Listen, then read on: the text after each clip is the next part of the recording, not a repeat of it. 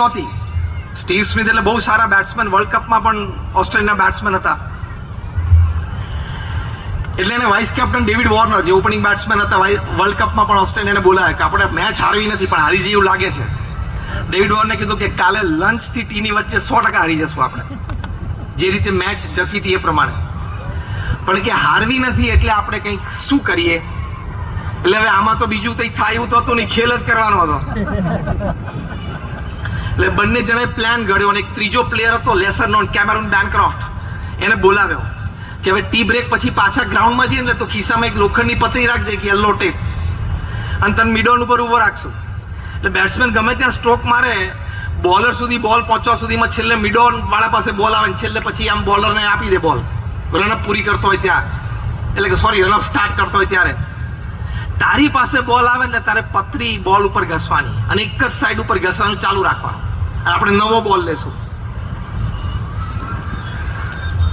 એટલે આમણે એવું ચાલુ રાખ્યું.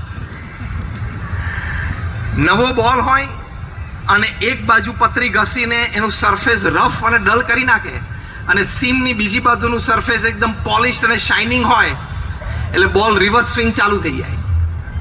અને ઓસ્ટ્રેલિયાના ક્વિકીઝ બધા 95-98 માઇલ્સ પર આવરની ડિલિવરીઝ નાખે અને 2 ફૂટ બોલ કટ થવા માંડે એટલે બેટ્સમેન માટે તો બ્રહ્મોસ મિસાઇલ જ થઈ જાય. અને એવું થવા માંડ્યું, સાઉથ આફ્રિકાની વિકેટો પડવા માંડી. એકવાર આ ભાઈ પતરી ઘસતા હતા સીસીટીવી કેમેરાએ પકડી લીધું. એટલે પેલા ઓડિયો વિડીયો રૂમમાં બેઠા હતા, એ લોકોએ રિપ્લે કર્યું 4-5 વખત કે આ કંઈક ઘસે છે. પછી તો પાછળ ગયા તો ખબર પડી ગઈ તો આને ઘણી વાર ઘસ્યું છે. એટલે મેચ રેફરીને બોલાય, જોવા મેચ રેફરી કે આ કંઈક ઘસે છે. મેચ રેફરી પાસે તો પાવર હોય, સીધા દોડીને ગ્રાઉન્ડ ઉપર ગયા, stop the play, call Cameron Bancroft out. Cameron બેનક્રોફ્ટે બહાર બોલાવ્યા. શું કરતો તો? એટલે આપણે પેલી નાનપણથી ટેવ પડી છે ને કંઈક ખોટું કરતા પકડાઈ જાય, મને ખબર નથી, હું કંઈ નહોતો કરતો. કેમેરુન બેનક્રોફ્ટ આમ કરવા માટે આ એક્શન બધાને આવડ્યો, આમ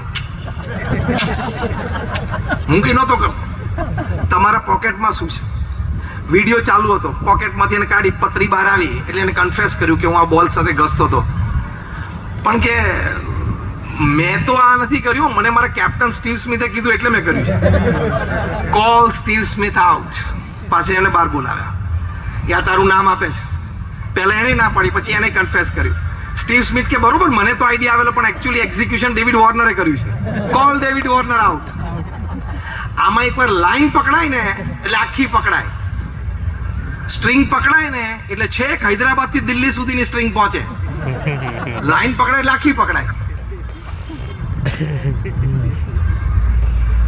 ઓસ્ટ્રેલિયન ક્રિકેટ બોર્ડને ફોન કર્યો કે ભાઈ આવો, તમારા 3 ખેલાડીઓ મોટો ખેલ કર્યો છે. એ વખતે ઓસ્ટ્રેલિયાના પ્રાઇમ મિનિસ્ટર હતા મેલ્કમ ટર્નબર્ગ, જે દિલ્હી અક્ષરધામમાં પણ આપણા માનનીય પ્રધાનમંત્રી શ્રી મોદીજી એમને લઈને આવેલા. એ પોતે ક્રિકેટના બહુ રસિયા અને પર્સનલ ઇન્ટરેસ્ટ લેતા હતા પ્રાઇમ મિનિસ્ટર તરીકે ક્રિકેટમાં. એટલે ઓસ્ટ્રેલિયન ક્રિકેટ બોર્ડને એમને જણાવવું જરૂરી હતું, કારણ કે પ્રાઇમ મિનિસ્ટર પર્સનલ ઇન્ટરેસ્ટ લેતા હોય એટલે જણાવ્યું કે સાહેબ આવું થયું છે. તો કે ડીપ ઇન્ક્વાયરી, દોષિતને છોડતા નહીં.